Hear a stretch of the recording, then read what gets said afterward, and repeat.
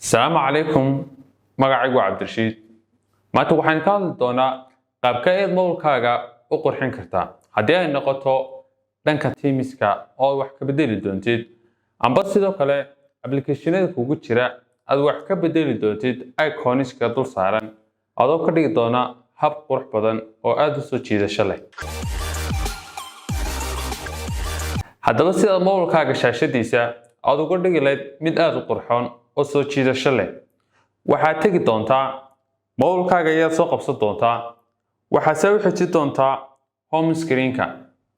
marka soo xijisid halkan hoose waxa kaaga soo bixi doona waa afar icon. inagu waxaan uga baahanahay ka magaciisu yahay Teams.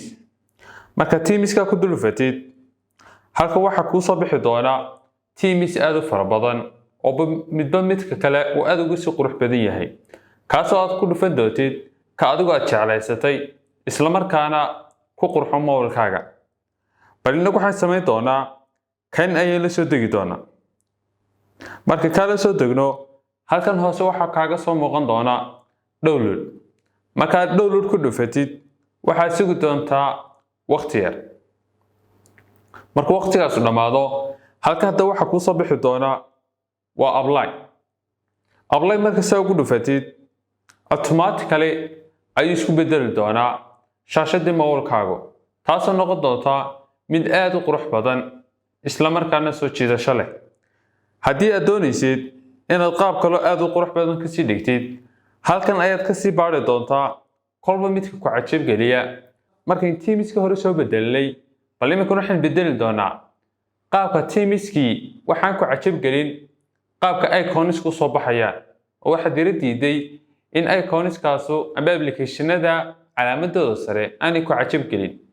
bal imika waxaan bedeli doonaa application-ada kugu jira icons soo muuqanaya. haddaba si ay saa uga dhigno waxaad tegi doontaa waa icons-kii. icons-ka markaas uga dhigtid balkan ayaan ku dhufan doonaa oo transparent ah kaasoo laga dhex arki karo background-kaagii mowlka. waxaad ku dhufan doontaa waa calaamadan download-ka.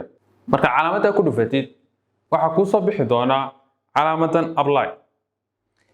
marka saa ugu dhufatid hadda waxaad arkaysaa in icons-ka application-kaaga uu si qurux badnaaday isla markaana ku bedelmay. haddii aad doonaysid kuwa si qurux badan waad raadi doontaa aba nooca doonaysid. haddii aad magacyadooda taqaanid xagga search-intaad ku qori doontaa isla markaana waad soo download garaysan kartaa.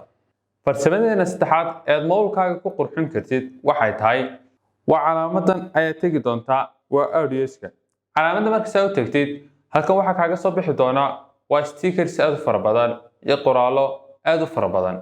stickerska waxaad ka dhigan doontaa kolba kaad doonaysid mowlkaaga ku qurxin karaya ayaad soo dejisan doontaa oo aad download oran doontaa.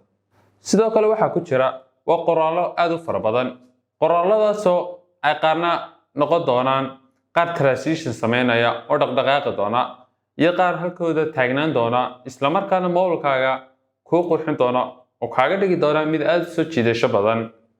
haddii aad ka heshay muuqaalada noocan oo kale ah fadlan subscribe saar isla markaana sii shirkare asxaabtaada si iyaguna u arkaan.